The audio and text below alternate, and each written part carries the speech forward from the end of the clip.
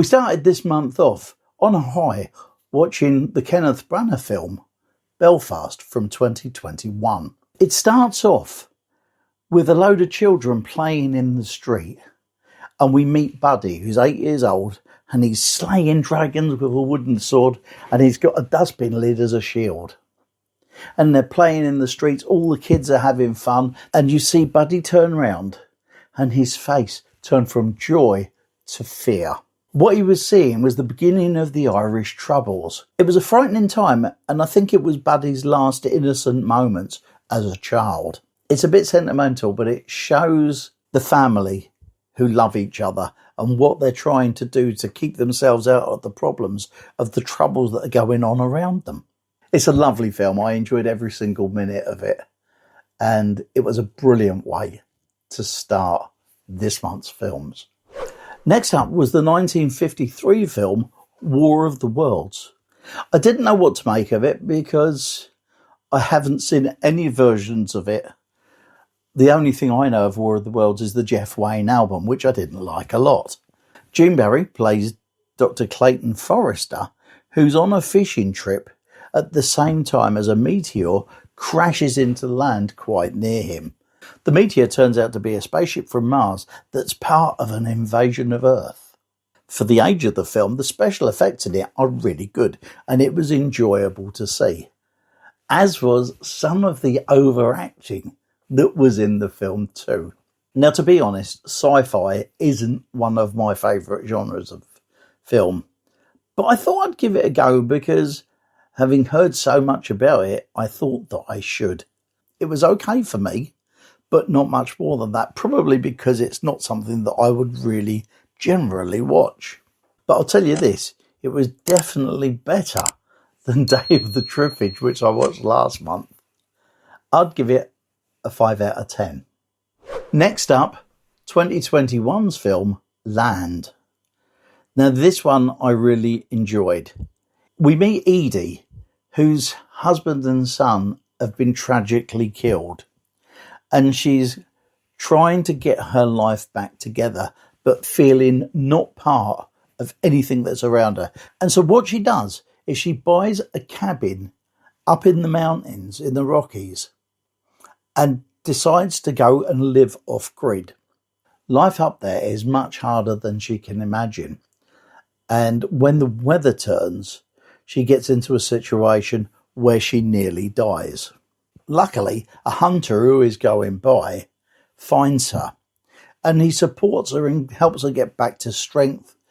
And then he comes and helps her to learn how to live the ways of someone on an off-grid life. Robin Wright, who plays Edie, is excellent in this film. It's visually stunning, but it's a joy to watch. It's a story of transformation. For me, I thought it was totally uplifting, and I'd give it at least an 8 out of 10, possibly a little bit more. Now, as it was the start of the month, I watched Easter Parade from 1948. Fred Astaire, Judy Garland, you know the kind of thing. An Arthur Freed musical that for me is something that I love. Watching Easter Parade is a bit of a tradition for us. We always watch it on Easter Sunday. It's a great film. There's lots of music in the film. There's lots of songs in the film. There's lots of dancing in the film. If you like a 50s and a 40s musical, you are going to love this if you haven't seen it already. I've got a huge collection of musicals on DVD, and this one is a joy to watch, especially the dance routine in the toy shop right at the beginning. I love this film, 9 out of 10. I stayed in the 40s for the next film. It's 1947's The Ghost and Mrs. Muir. I'd never seen it before. I wondered whether it was a ghost story, whether it was a love story. It was kind of both, but neither.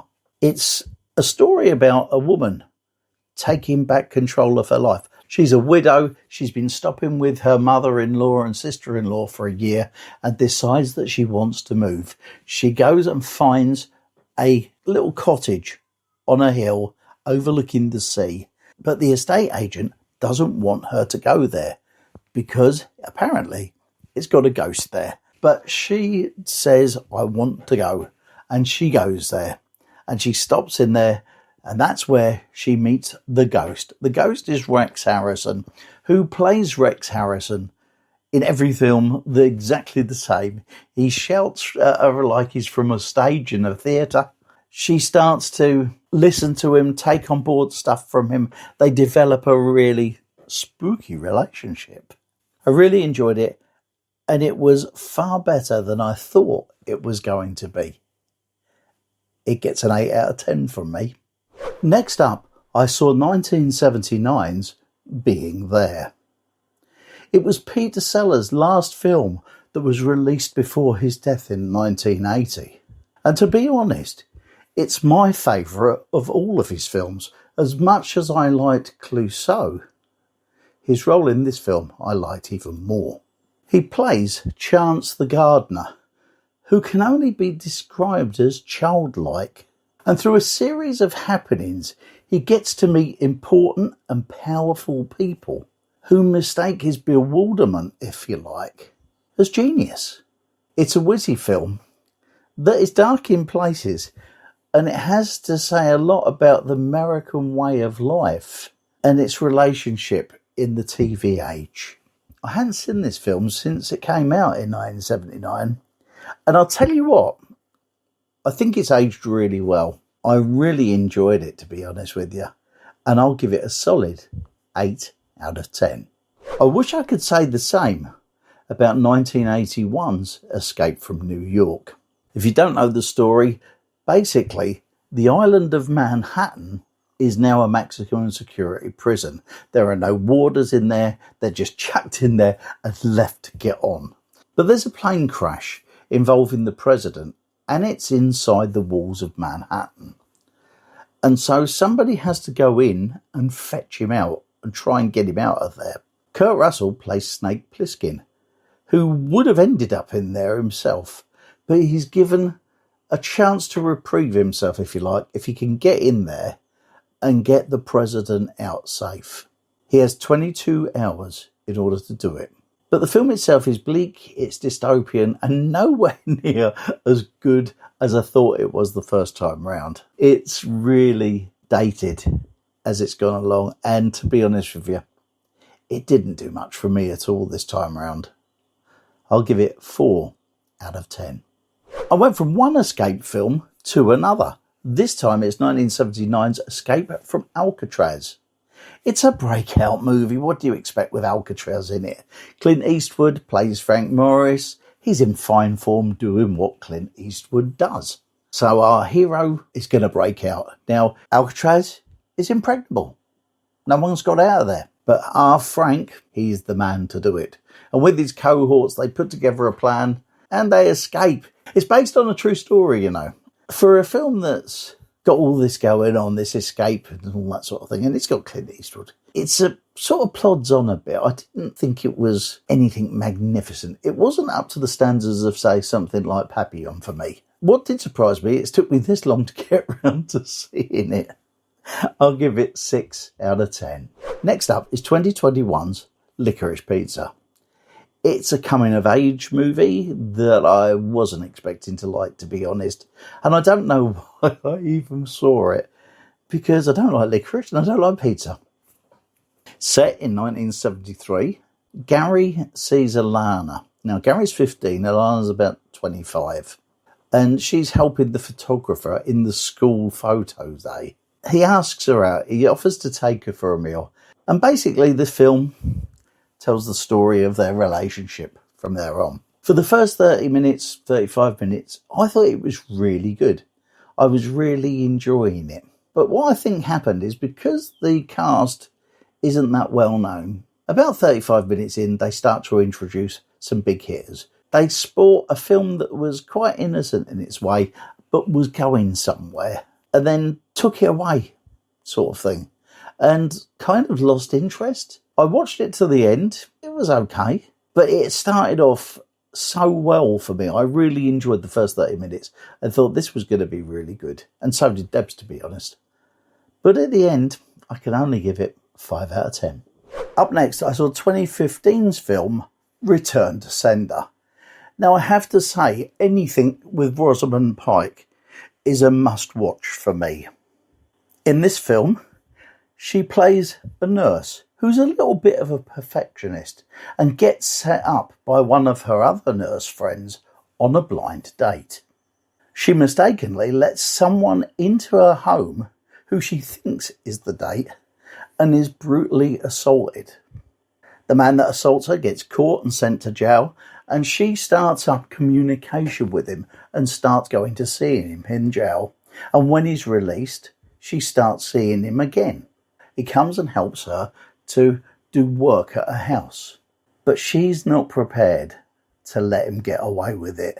And what we get to see then is what she does. For me, this is a really good film. It's a 7 out of 10. The next film I watched was from 1959. It's called Upstairs and Downstairs, and it can only be described as a comic romp. A newly married couple come home to find that her father has engaged a housemaid from the staff. The thing is, she's very pretty, and she's already having a party in the house when they arrive back home, and it's full of sailors. She gets fired, and basically what ensues is an odd assortment of staff who keep getting replaced as quickly as they come for various reasons. It's supposed to be a comedy, but it wasn't quite as funny as I was hoping. But what this film was is a look back at a time when dinner parties were a big thing, entertaining clients at home and running a big executive's household was the thing of the day. It should have been better than it was. It hasn't really held up well for me. But I will say Jonah Hickson played a great drunk in it. I give this film a 5 out of 10. 1980's Blue Lagoon was the next film that I saw. I've been avoiding it for years, but finally got around to watching it. For 30 minutes, I thought it was better than I thought it was going to be. I liked Leo McKern in it, who was so different from his most famous role for me, that of Rumpole the Bailey. The acting of Brooke Shields and Christopher Atkins wasn't over the top, but the script left a lot to be desired. It wasn't as out there as it was described when it first came out, and that was a good thing. But I ended up feeling that the story could have been less rushed and better finished in the end. I give that a 5 out of 10. Next up is 1963's Fun in Acapulco. Yes, we all know that Elvis Presley films are a bit of fluff, but for me, it's an enjoyable bit of fluff. This time around, Elvis gets sacked from his job on a boat. He becomes a singer and a lifeguard at a hotel. Boy meets girl, woman meets boy, girl gets jealous, and other little obstacles get in the way until it all works itself out in the end. There's a couple of good songs, the theme song itself and Bossa Nova Baby, but also some really poor songs like No Room to Rumba in a Sports Car. The scenery is better than the script, but it's all good fun and it left me with a smile on my face at the end, and that's all that matters. So I gave it a 7 out of 10. And the last video for me this month is going back to 2002 and Tom Hanks's film The Road to Perdition. Now this is the first film that I've ever seen Tom Hanks in that I've not really liked. And it's not because the film was bad either. An enforcer's son sees a murder, and because of it, the father and son have to go on the run. And what ensues is a tale of the father's redemption and revenge. The film was fine. I just don't see Tom Hanks as an enforcer for the mob. He just doesn't suit it for me. And it didn't work in an otherwise fairly decent film. I gave it a 6 out of 10. And that's it for me for April. I'll be back next month with another bunch of films. Some will be chosen by viewers to the channel, and I'll give you a rundown of what's new then. I'll see you next time.